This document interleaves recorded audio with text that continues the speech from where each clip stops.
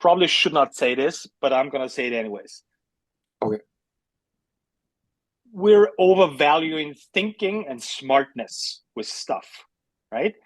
So we think we know a lot of stuff about Yates rows and what to actually do, when the reality is we have very little clues about a lot of things that we're doing on a daily basis, right? And that's totally fine. But that's why you have to stop thinking at some point, have like the start point and the end point and the tension purpose in mind. It's like, that's all I'm going to quote unquote think about when I'm doing exercise. Relax my shoulder, pinch my shoulder blades together. And what I want to see is I want to engage my lats all the way down to my hip crease. That's all I'm thinking about. Cool. Sweet. And how can you say mobility and strength is the same thing? Actually, somebody asked me this yesterday. Because that is mobility. That is range of motion under tension. Think about the Yates row. What's the extreme starting point of your lats in the Yates row? Shoulder all the way forward, stretching here in your lats. And what's the end point of your lats?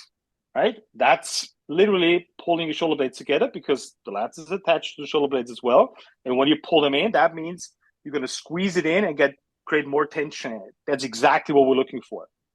So there's no difference between the skill of position and the skill of tension and mobility and getting stronger. It's all the same things. We just have to break it down into actionable, practicable, kindergarten level steps so people can practice it and we can teach it properly. Yeah. Do this with all big muscles and you're all set. Super easy. I have a Well, it question makes sense. Yeah. with Go ahead. this. Then again, can we kind of like switch the equation to saying that, for instance, like the typically shortened muscles, like hamstrings, for instance, that they are probably just too weak, and that they are not like shortened. Like I just know that from myself and from other runners, it's like the go-to that you're like, oh, my hamstrings are shortened. But is it really like the muscle is shortened? Is it just a weak muscle, if we're honest?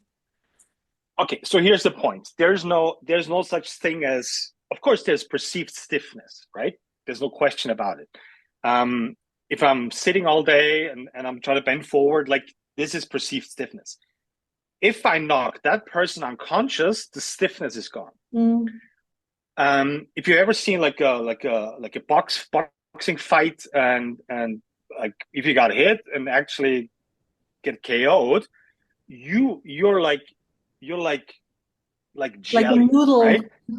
Yeah. Yes, you're jelly. So you're just bending over in positions and nothing breaks, right? I mean, you probably have brain damage, but it's a different story. But there's no bones breaking, there's no ligaments tearing, there's no tendons snapping, zero, right?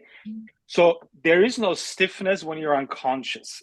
That means there's a reason for stiffness when you're conscious. And what is the reason? The practical application is the muscle. Okay, so your body makes it stiff because it's more advantageous for making a joint stable. A stiff muscle, that means a short muscle, is a stronger muscle. So you have to earn that, whatever you want to call it, range of motion, attention, mobility, strength. You have to earn it. You have to literally prove to your body, okay, this makes more sense now. So you can let go of that stiffness and actually, whatever you want to say, make me more mobile. That's the reason why I train a yogi the same way as a stiff bodybuilder, because the principle is the same. Because the yogi, or a very flexible person, lacks tension, and the bodybuilder lacks the skill of position. And if I train the skills of position and tension at the same time, I can help those two people literally at the same time. It's just a different focus on it. So the yogi doesn't need to train strength, and the bodybuilder doesn't need to train whatever, flexibility and stretch all day. No, we train both of them, the skills of position and the skills of tension. And that's why I think defining words is so essential, because just telling the yogi, get stronger, or telling the bodybuilder, like, get more mobile, this is not actionable. Like you go home, you cry, and you don't know what to do. Mhm. So a weak muscle, stiff muscle is a weak muscle, or vice versa. So the only way we can long-term get rid of stiffness or less mobility, whatever you want to call it, is actually train the skills of position and tension, getting stronger, getting more mobile, whatever that typically means for you. What we're seeing is, and that's the hard part about it, if you do the stuff that's out there, like stretching and mobility work and foam rolling, it helps short term, right? But that effect is like gone in like 5 minutes. Because why do you have to keep doing the same mobility exercises every single training session? That doesn't make any sense to me.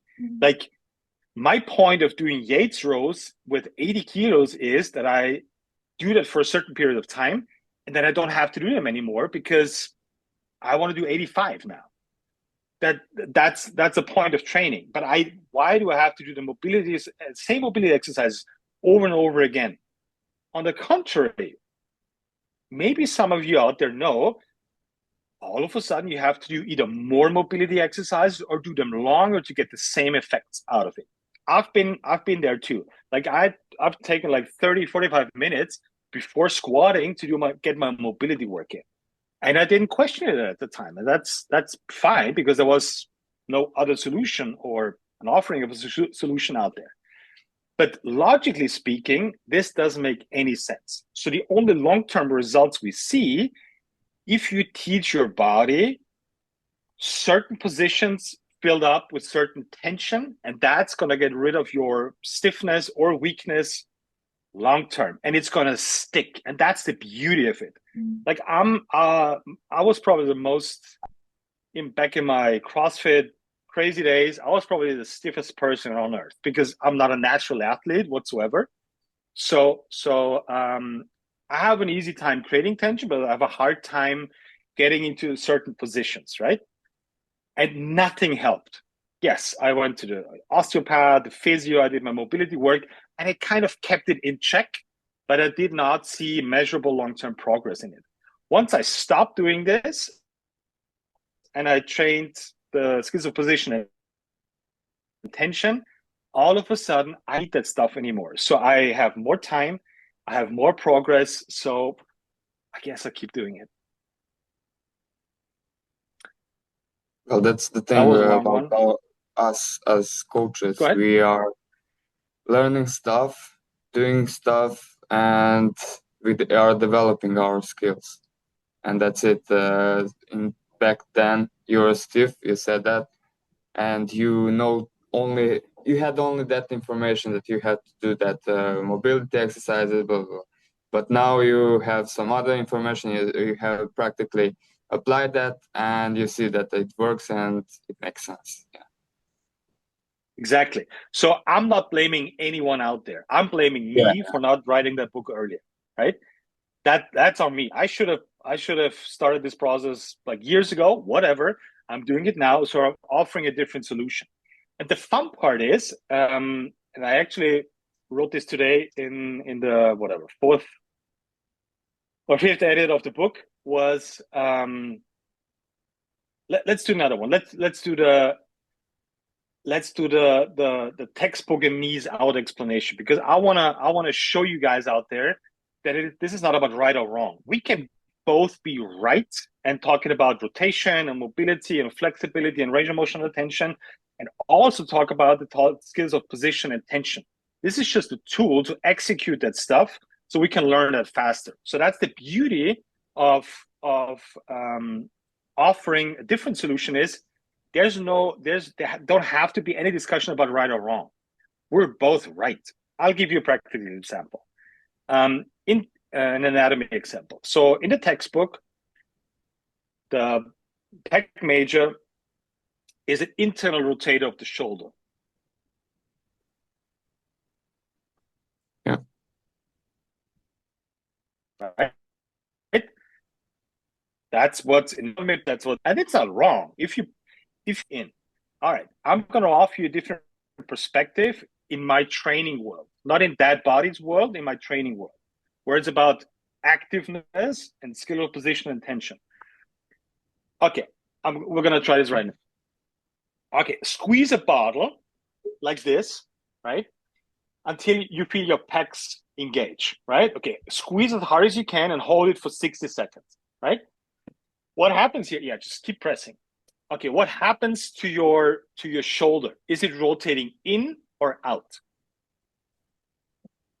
So that's internal rotation and that's external rotation. Yeah, it's inward. So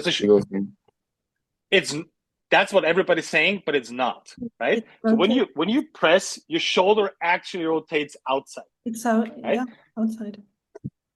Exactly. So when you press, your shoulder is not doing this. When you're pressing, your shoulder is going in the other direction. Yes. Press your elbows in as well. There you go.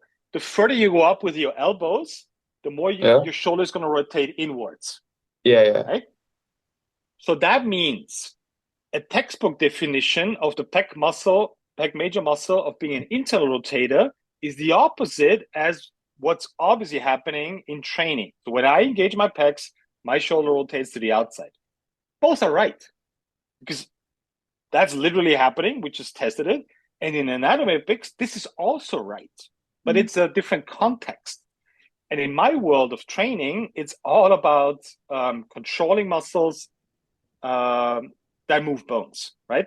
So we have to have that active approach, and that's the beauty. This doesn't have to be a debate of this world and this world. We're both right, and both concepts will help people make progress faster. So let's keep improving it. I love textbooks, but not for training.